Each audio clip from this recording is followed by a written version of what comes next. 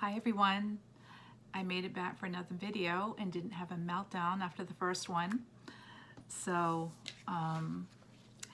in case you are new here, my name is Carrie and this is my channel recording my journey as I deal with my hoarding disorder. So first of all, I just need to thank each and every one of you. Oh my gosh, just the response and all the comments and the subscriptions, I was overwhelmed. In fact, halfway through the week last week, I think I was having a full-blown panic attack. Thank you so much for all your kind words, your comments, your suggestions, advice. The response is so overwhelming, not just for me, but for other people who are also going through this. And I think that we have already started to build such a strong support system for each other.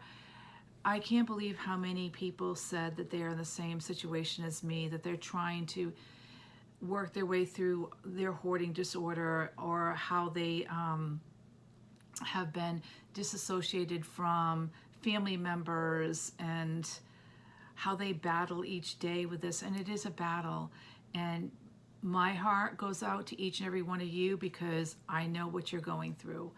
So thank you so much from the bottom of my heart to everyone who watched the last video and subscribed. Okay, I have my notes here because I made a whole list of things that I wanted to talk about so I don't forget. I think that the way I'm going to do these videos going forward, a lot of people asked about the homework assignments. So I know that some people are only here for the cleaning portion, and they're not really here to necessarily hear about my journey with my therapy and my homework assignments and all that. So I'm going to split these videos up. I'll do the video where I talk about you know, what I'm going through with my therapy and my homework assignments, and then I'll do a separate video just for what I cleaned that week. So hopefully that works out for everybody, so you can tune in to one or the other or both if you're interested, and we'll see how that goes. A couple of people made comments about, evidently there are ads being shown on my video, and I am not monetized. So I don't know why, well, I didn't know why those ads were showing up. So I went onto YouTube and I researched this, and this is what I found. Okay, so this is verbatim. This is what YouTube says. YouTube shows ads on non-monetized videos because it has the right to monetize all content on its platform and can choose to place ads on any videos to generate revenue.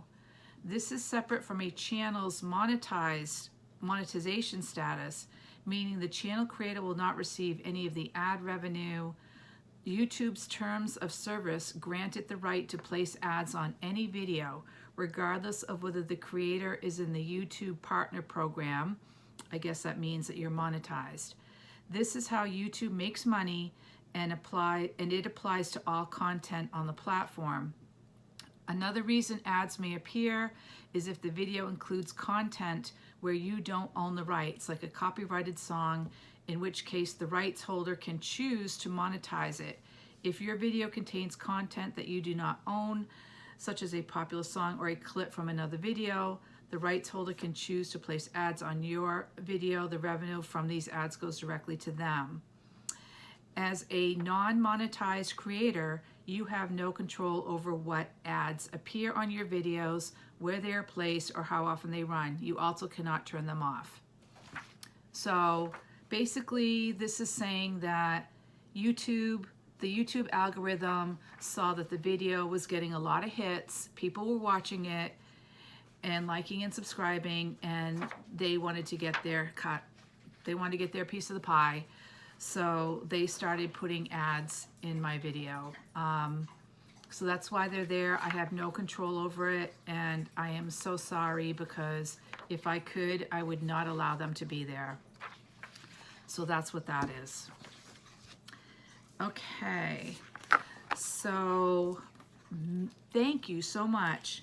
A lot of people recommended other YouTube channels to watch, books to get, people to follow, and I made a list of all that, and I will have those all listed in the notes section of the video down below, so with links. So if you want to go watch one of these, or you want to find out more about another channel or a person that like an author that deals with this, I will have all that listed below so that you can go look that up. Thank you so much for all the recommendations that we got on that. I also had comments about me replying back to all the comments. I will not be able to do that every video. I just felt that I should do that for the first video to show my gratitude and appreciation to all of you. If you felt that you were compelled to leave a comment, then I felt that I should respond back to that comment. So that's what that is. Again, I probably will not be able to do that for every video, but I will at least leave the heart, and I promise that I read every single comment, because you don't know what you're going to see in the comments, and you'll see that in the cleaning video. I actually used somebody's comment.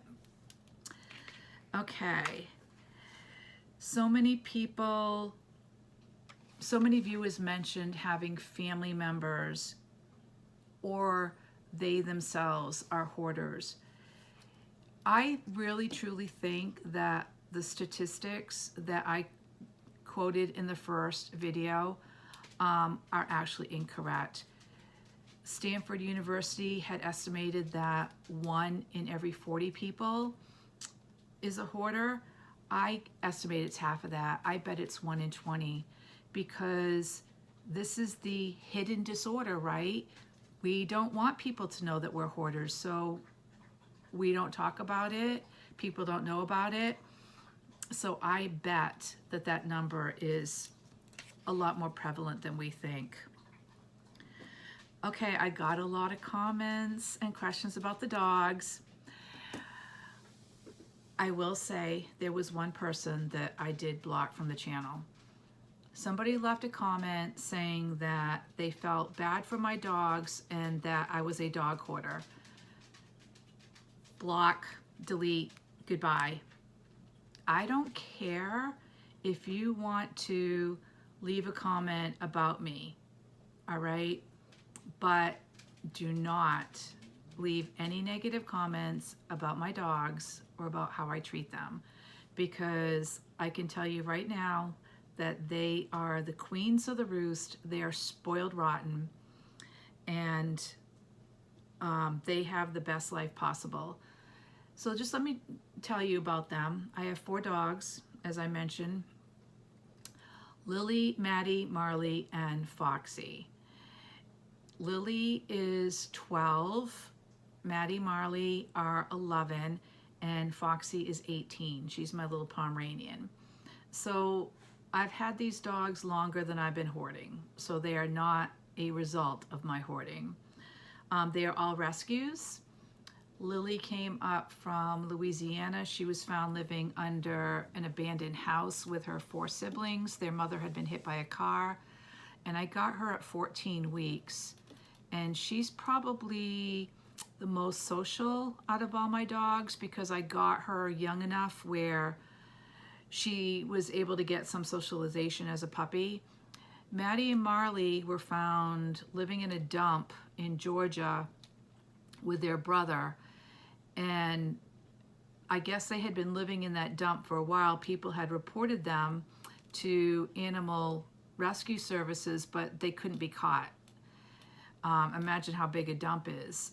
So finally, they were all caught and they were brought up north. I have 2 cousins who do animal rescue. That's how I end up with, that's how I ended up with all these dogs. I also used to do fostering. But anyway, so they were probably about 6 months when I got them, and they had no socialization skills at all. And they are still very timid, very shy. Marley is the one that's always barking, so you'll hear her during these videos. And then Foxy is my little Pomeranian. She came up from Florida, and she was greatly abused. So she was brought into the shelter in a sack. The guy who brought her in just threw her across the counter and said, euthanize this piece of crap, but he used a different word. And they thought she was dead when they looked in the sack, but they realized that she was alive. They brought her to the vet, and she would not let anyone touch her, hold her. She was so deathly afraid. And they took x-rays. They determined that she had 2 skull fractures. She had 5 broken ribs. They had to remove an eye. They could see where she had previous broken bones that hadn't healed properly. Her left leg kind of bows out where she had broken her leg, and it hadn't healed. I got her when she was about 10, so it pains me to think that she lived the first 10 years of her life under those conditions. My cousin called me and she said, you have to take this dog. This dog has to go to a house that is quiet, no kids, no guys. She can't stand men, understandably. In fact, whenever I take her to the vet, if the male vet is there, she tries to bite him. But they know her background, and they're very patient with her. And she didn't even have any fur when I got her, and they had tested her for mites, they had tested her for mange, and they determined that her fur had all fallen out because of stress. So, but I have had her now. She's the fluffiest little ball of fur, and she's a little spitfire, and she's my life. The other dogs go to daycare, but she comes with me wherever I go. She has beds. So if I go to a client's office, she has her own little bed. They give her treats. She is spoiled rotten. So all of them are. So no worries about the dogs. They're good.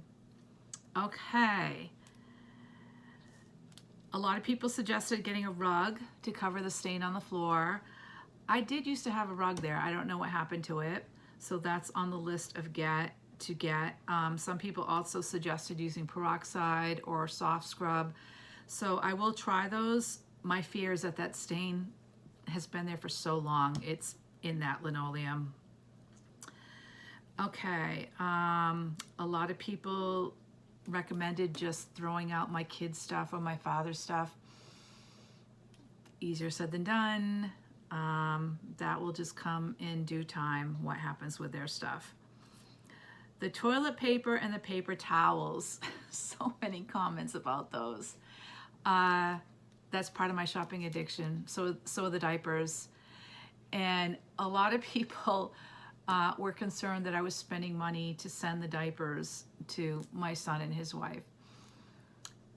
That, just let me tell you, it's cheaper for me to do that than for them to actually go buy the diapers. And here's why. I am a coupon addict. I extreme coupon. I know how to match up the sales with the store deals, with the vendor deals through P&G. And I get those diapers. Those diapers just went up to $17.99 a pack. This summer they were $14.99. So they have gone up $3 in just a matter of months. So 18 bucks, right? I used to be able to get those diapers for $4 a pack. Now it's probably $5 or $6 since they went up. 2 weeks ago, there was an incredible sale, rebate program through P&G, who makes the Pampers diapers. And with Walgreens, the store where I get my diapers, and I had Pampers Rewards, and I got 6 pairs of diapers, 6 packs of diapers for $1 each. So 2 of those packs fit into one of my boxes, and you all saw the boxes that I have. 2 packs fit into a box, so that's $2 for the 2 packs of diapers. Or we can even say that they're $4 a pack, right? So $8. For me to send those out, it costs $9. So that would be $17 right there, right? Which is less than one of those packs of diapers. If they go to the store and buy those, it's going to be $36 for them. If I'm sending them 2 packs for $17, I'll do it. And again, it satisfies my shopping addiction. So that will be dealt with in time. Okay, the homework assignments, those will be discussed in this video. Someone asked if I was the youngest. Nope, I wasn't. So wherever you fall in line in the spectrum of your siblings has nothing to do with hoarding. We'll talk about the kids. Many of you mentioned that you had parents that were struggling with this coming from a kid's perspective, and I appreciate that. I really do. You also mentioned, some of you also mentioned that you have storage units that you have stuff stored in. I used to have a storage unit. Now it's down to a pod in my driveway, but I used to have a storage unit. So again, it's something that will come with time, being able to clean those out. And just think of what you're paying for those storage units. I know how much I've been paying, and I'll do a video on that in the future, the cost of hoarding. Okay, the list question. Somebody asked me if I had always done piles, because I'm a pile person. And I had to think about that. And the answer is yes, I have always had piles. And it goes back to when I was about 5, my family moved to this house, and it was an old New Englander, and it had the gables, you know, the pitched roofs. And so our bedroom, I shared a room with my sister, and our bedroom had the triangle ceiling. My father was 6'5", so he could basically only walk down the middle of the room because the ceiling came down like this, and then it would flatten out on the sides, you know, where the walls were. But the walls were probably only 4 feet high, maybe 5 feet. And so we had our beds up against the walls. We couldn't fit dressers in there because of the lack of the vertical wall space or horizontal wall space, depending on how you're looking at it. So we had, whoever had made the house had built-in dressers that went into the walls. So, and there were built-in bookcases. So we never had the luxury, you know, when you have a dresser, you have the room on top of it where you can put your jewelry box and other stuff, right? Well, we didn't have that because our dressers were built into the walls. They were just drawers, 3 drawers.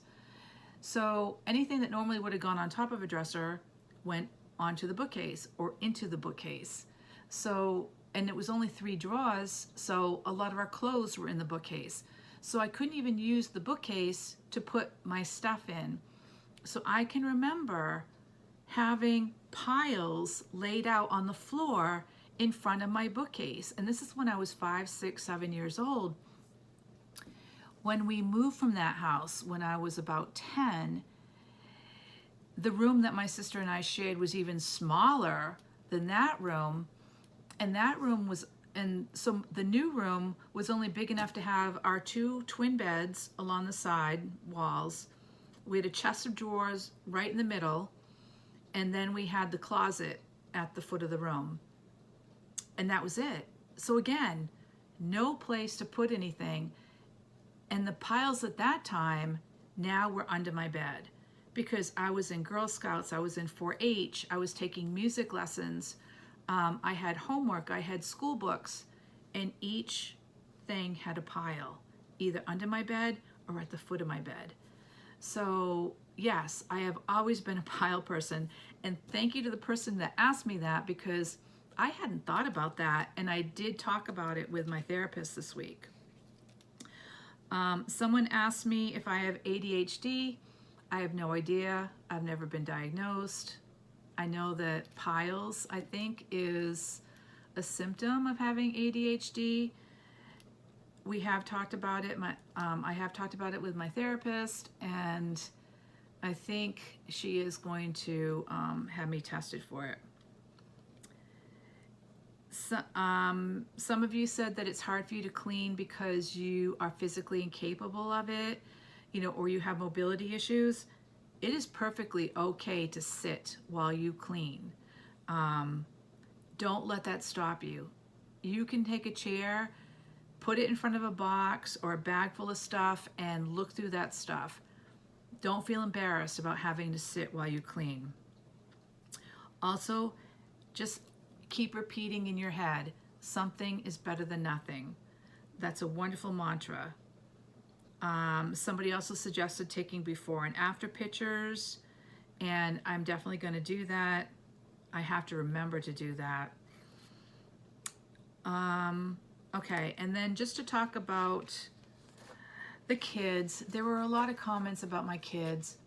Please understand that I take full responsibility of what happened and the rift that is between myself and my children.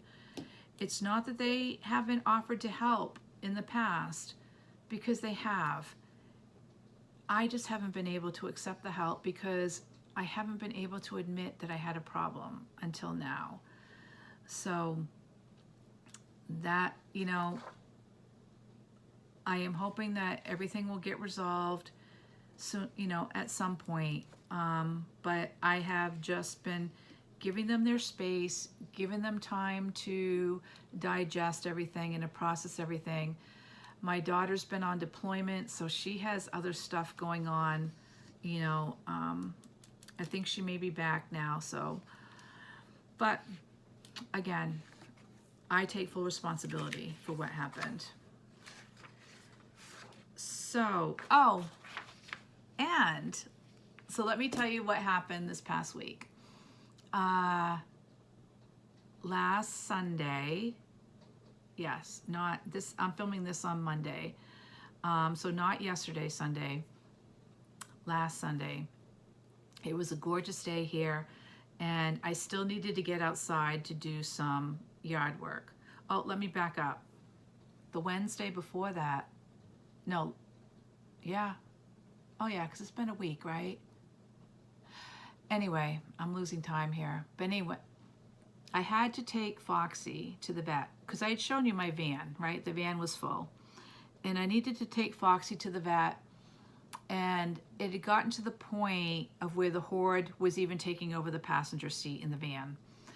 And I just like swept everything off the seat onto the floor so I could pick her up, put her in there.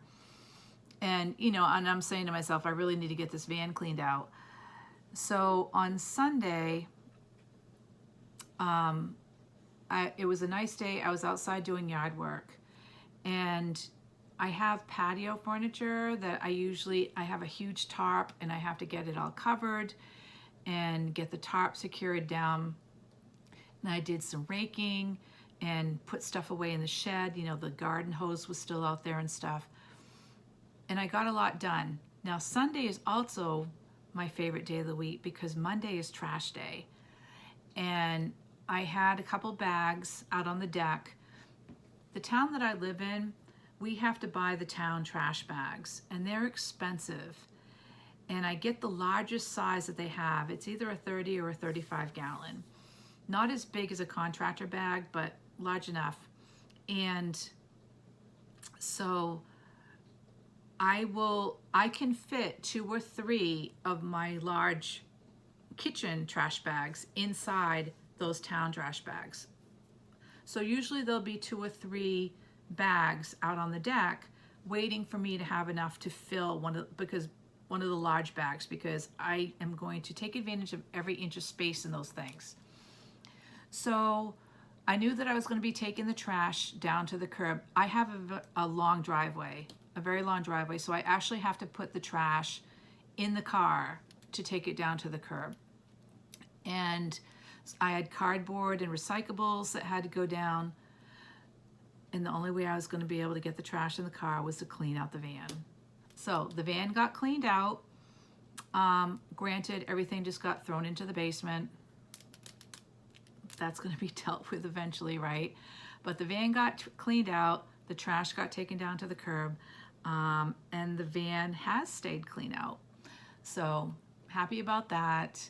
I was able to take the globe and the bags of clothing to Goodwill, and I was also able to drop off some paper towels and some other bags that had been in the pod. I brought over to church this past weekend because I am the chairperson for the church Christmas fair, which is coming up in December, and we've already started working on that. And I had been saving coffee cans, of course,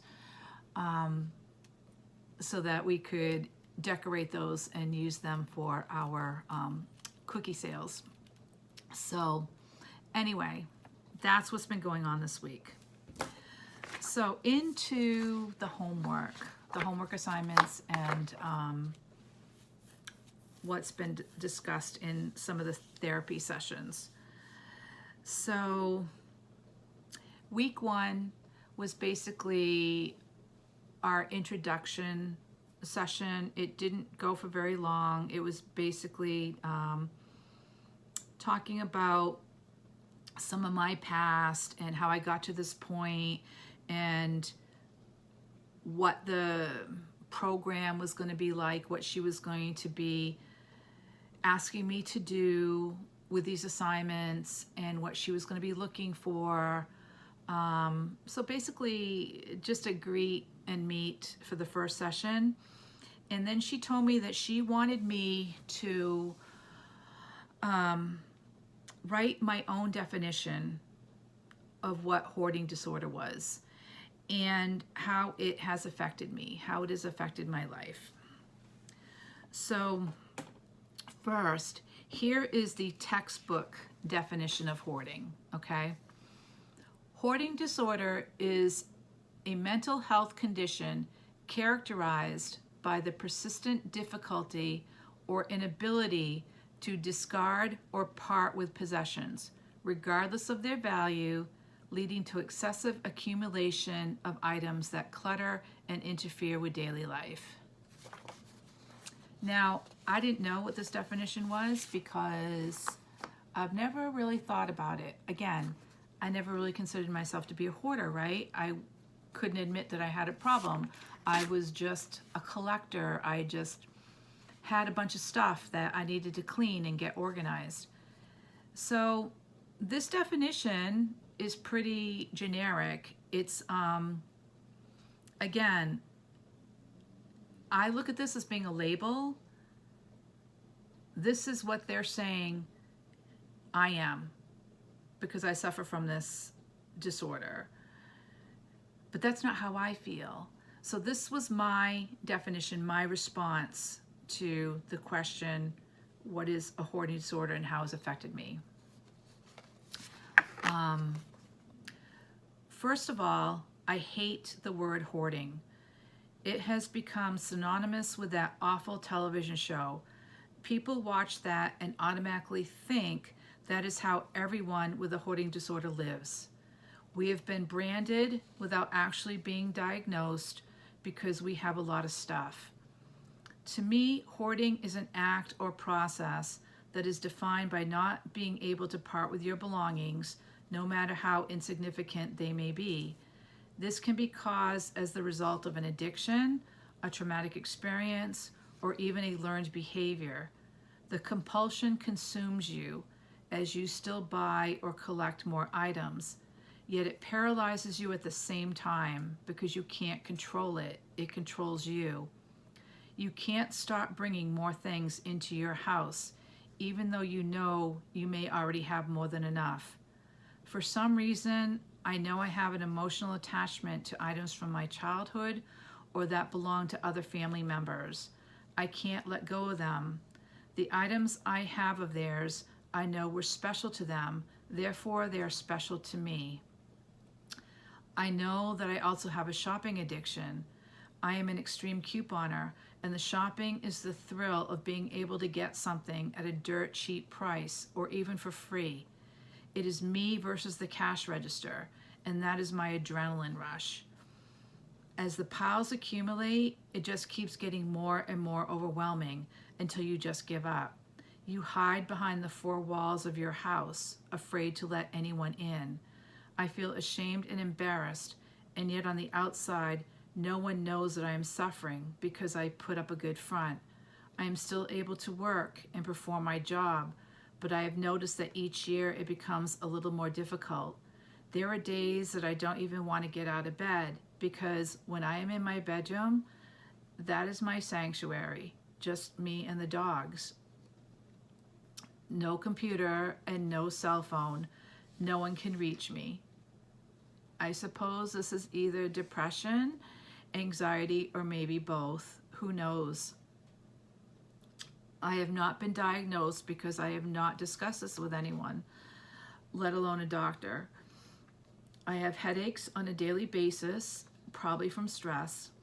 I always feel so lethargic and have no energy to deal with the situation that surrounds me.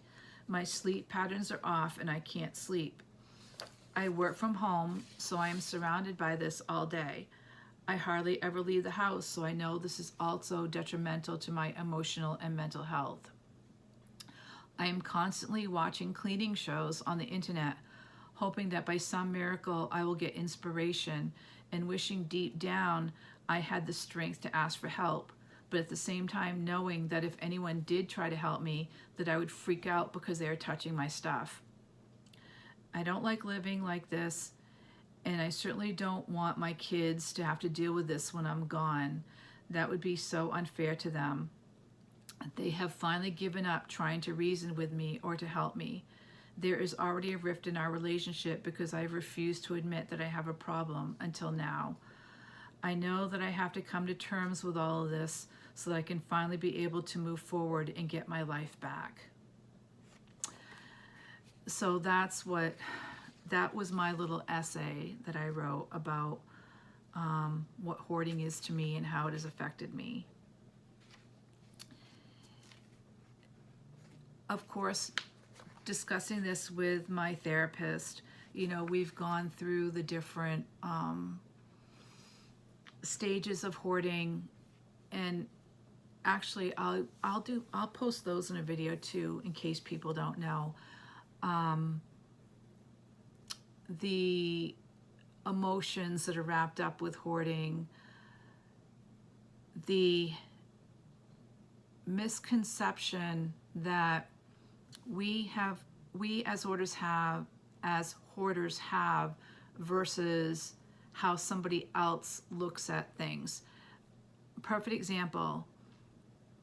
In my video, when I showed my bedroom, I used the word unkept.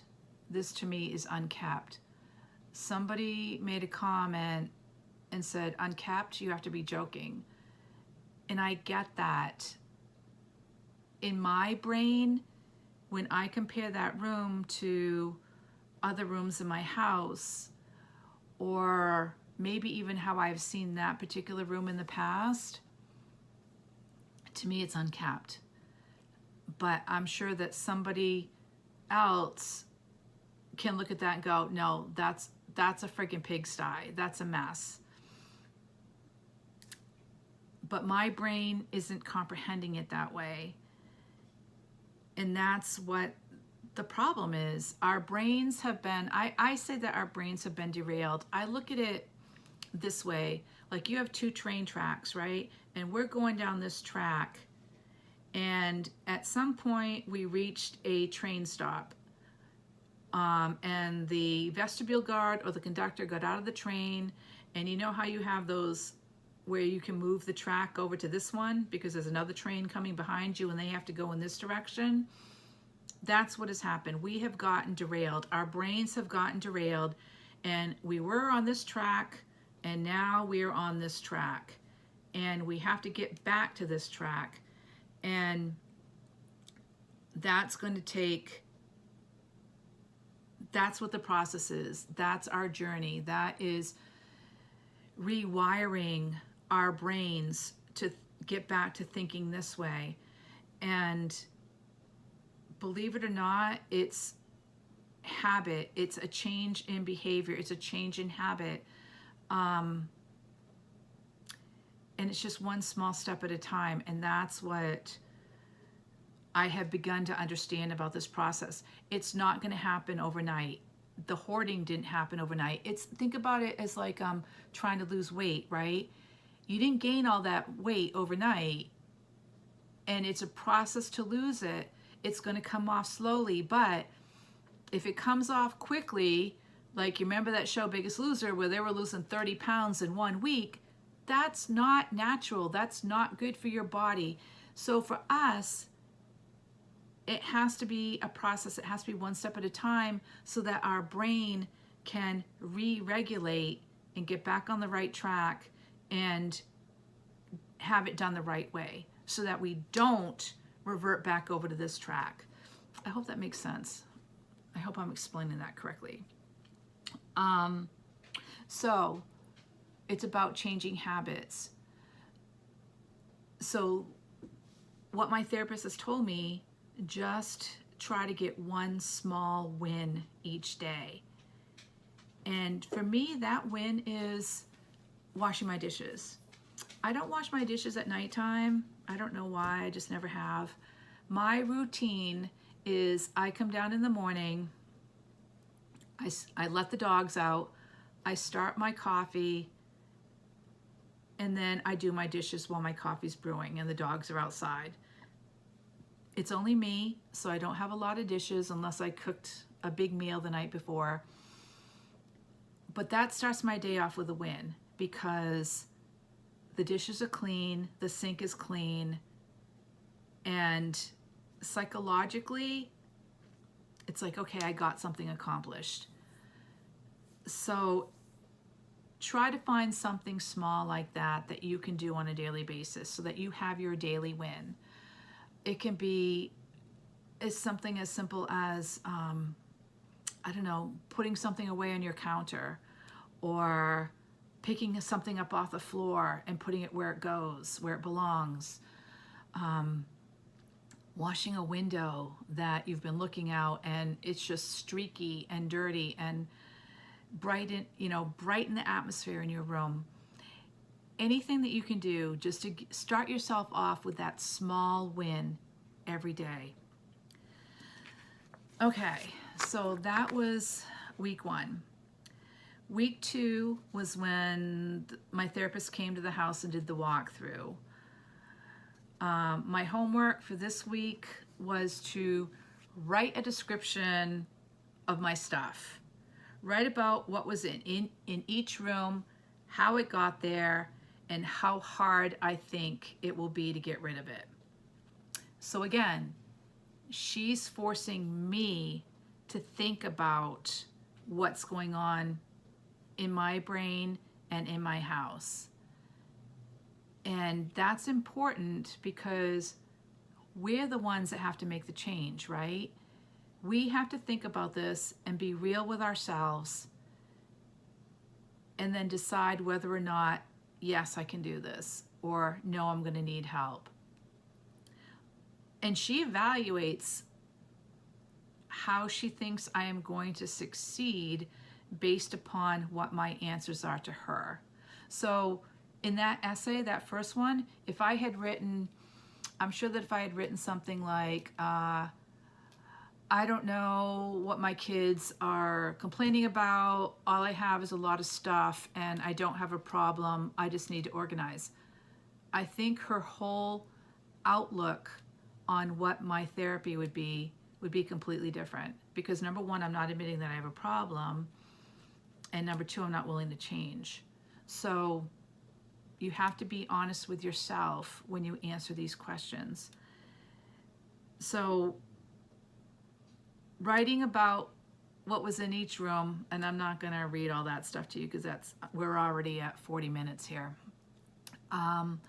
That took some time. You know, basically the basement was, yeah, my father's stuff and my shopping hoard. My office is all my craft stuff. And I had to be real. When it came to the attic, the junk room, and my daughter's room, I basically had to say, well, I know there's kids stuff in there. I know there must be some of my daughter's stuff in there. I know that in my daughter's room there's stuff that I put in there, but I have no idea what's in there. Because I haven't been in those rooms in so long. So, again, it's taking stock. It's taking inventory of what you think you have in your house and whether or not it's going to be difficult to get rid of. The stuff in the junk room, probably not. I mean, there might be some kid stuff that I'll hold on to. The stuff in the attic, again, unknown, but even if there's stuff I want to hold on to, it won't be a lot. The stuff in my room, I am ready to go through it. The stuff in the basement, I'm ready to go through it, except if it's my father's. But we haven't reached that stage yet. So that was homework number 2. And I challenge you guys, get a notebook, get a journal. If you want to try to come along on this journey, now just remember, okay, just remember, full disclaimer, this is my process. This is my program. This is what I am doing. If you want to follow along and adapt this to your situation, go right ahead. But just remember that your situation is different than mine. So, but you're certainly capable of trying to do these homework assignments. And again, it gets you thinking. It gets the thought process moving. Homework number 3. Okay, so now we're up to week 3, was to get rid of 10 things. The purpose behind this, and she tells me what the reason is after that week has gone by, and then we're discussing whether or not I was able to do it. So the purpose wasn't necessarily the number of things I was able to get rid of. It was about, would I be able to do it? So it didn't matter what 10 things it was. To be honest, there was a clothes basket that was on my stairs that had been there I don't know how long. And I don't know whose clothes were in there. I don't know if they were mine or my daughter's or my son's. All I know is that that basket had been there for years. I had no idea what was in that basket. I just took it and emptied the whole basket into a trash bag. And it's like, okay, you're going to the Salvation Army. If I haven't worn any clothing in that basket for all these years, you're gone. So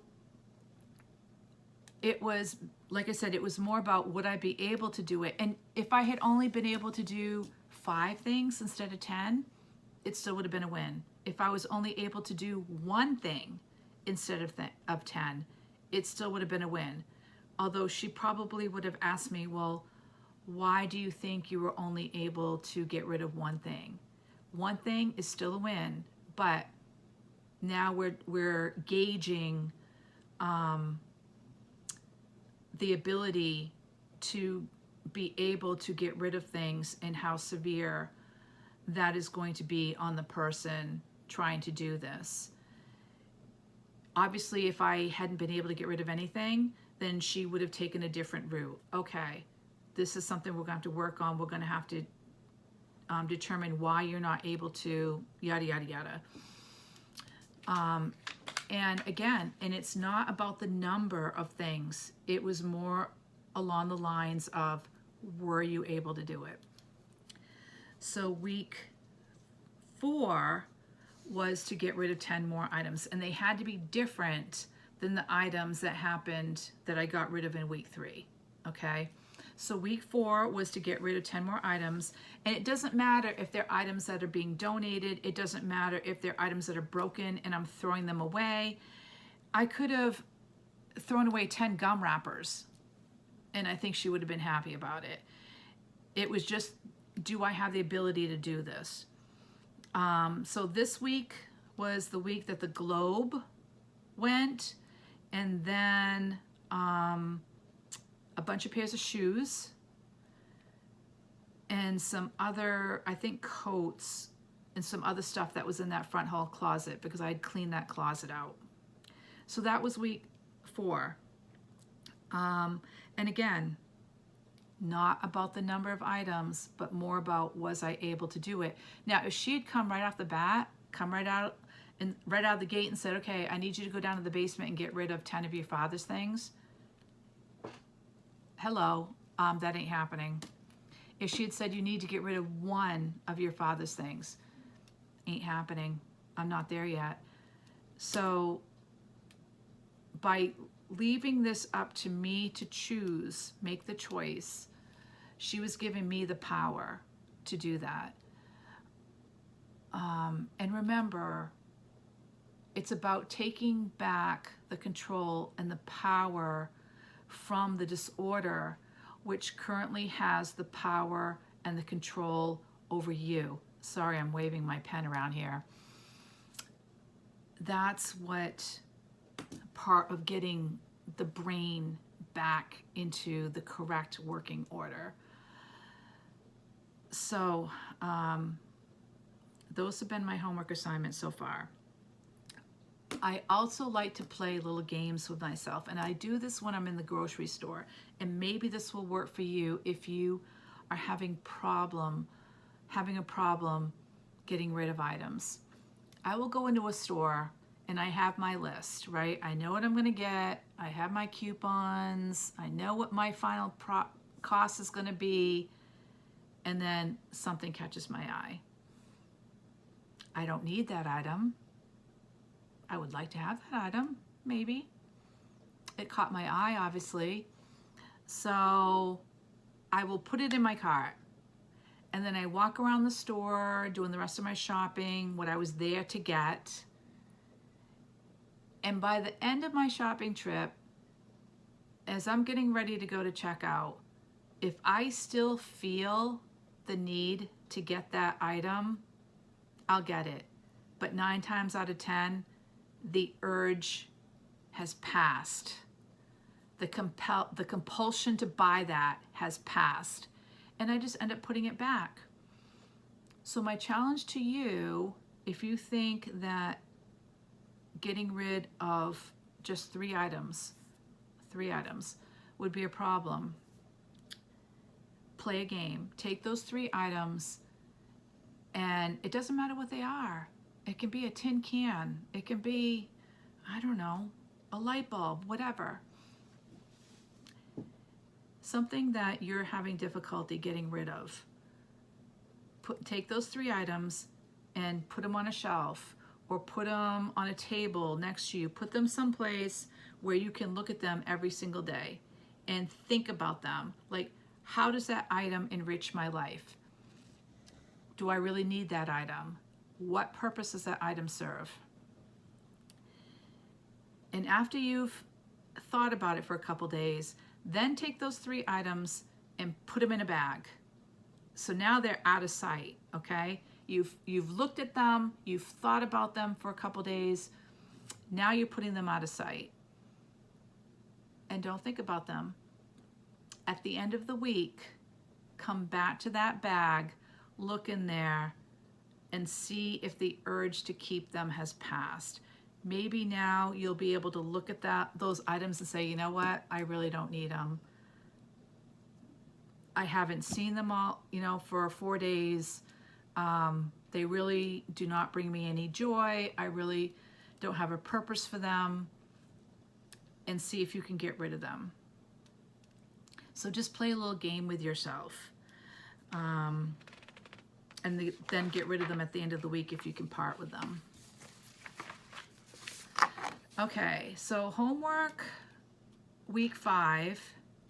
This was the week where the actual cleaning started, and this was this past week, okay? So this past week was my 5th week. So it's been a month. The assignment was to choose something and spend 20 minutes for 3 days. So it didn't matter what it was. I could clean the bathroom sink. It could be 3 different areas that I cleaned. I could clean out a box. I could clean out a cupboard, whatever, and do that for 20 minutes.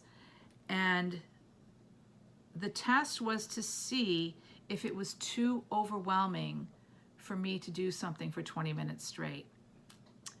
Was I only able to do it for 10 minutes? Was I only able to do it for 5 minutes? Was I only able to do 1 day versus 3 days? So the purpose was to at least see if I could do something. And it didn't matter how many days, and it didn't matter how long it took. Was I able to clean something? So what I've been doing is I have been laying down in the old living room, soon to be hopefully craft room. I have been laying down 3 pieces of flooring every day. And I haven't been filming that because that's just boring. You don't want to see me laying down 3 pieces of flooring every day. So I chose my project for this week, and it was actually based upon a comment that I got in the comment section. And it was something that actually took me 2 to 2.5 hours to do, and you'll see why in the video. And it was just something that I couldn't break it down into 20-minute segments each day because it would have been disruptive to my daily flow of things.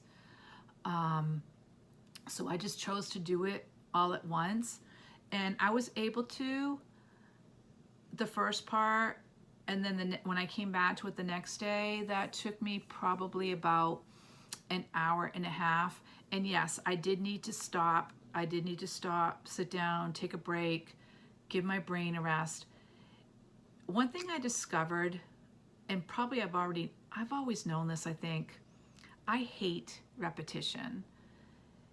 There are certain things that I don't mind cleaning because it's not something that I need to do every week or that often. Like mowing my lawn. I don't mind mowing the lawn, but it takes me an hour to an hour and a half to mow the lawn. And that's fine, but I hate the fact that 2 weeks later, I have to do it again. Because in my brain, I already did it. So I hate having to be out there doing it again. Same thing with shoveling my driveway, or actually, I finally got a snowblower because my driveway is long and it would take me 2.5 hours to shovel my driveway.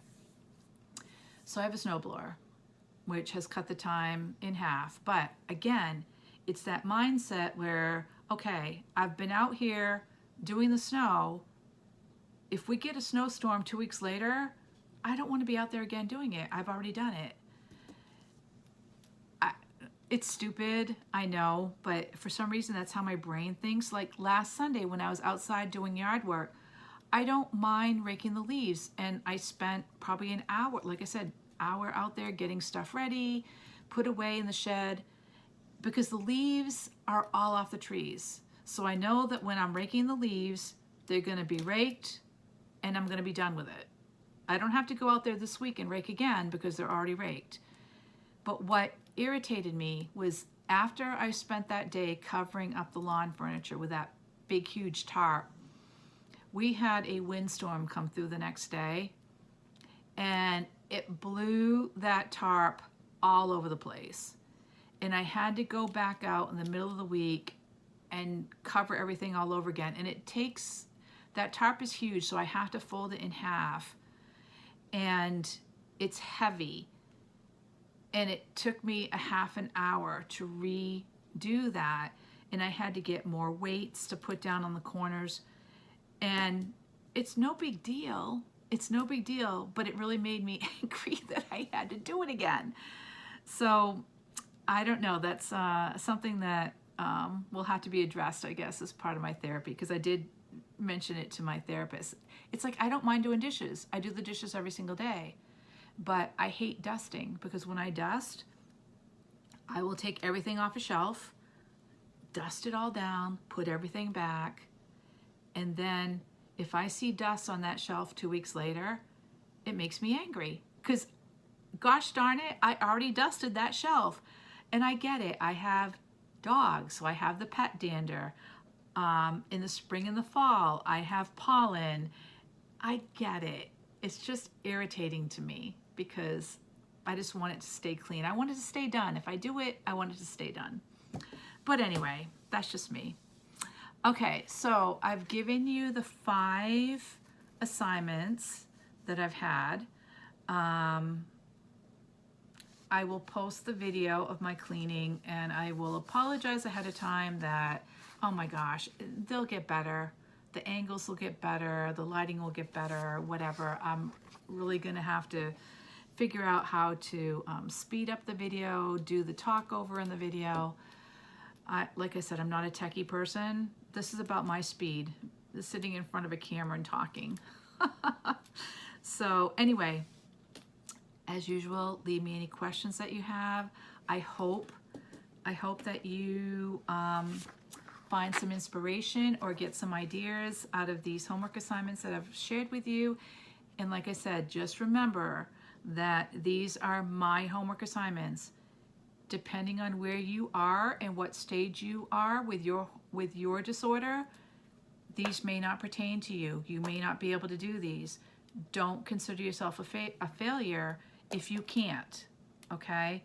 It just means that it may take you longer to get that train back on the right track, okay? I did want to leave you with one mantra for the week. Somebody had mentioned in the comments that having a mantra that you can look at or recite every day is helpful, and I agree. I like having that. I have little sticky notes like on my mirrors in my bathroom, right on my computer screen, so I can look at them every day and, you know, use them as inspiration or motivation.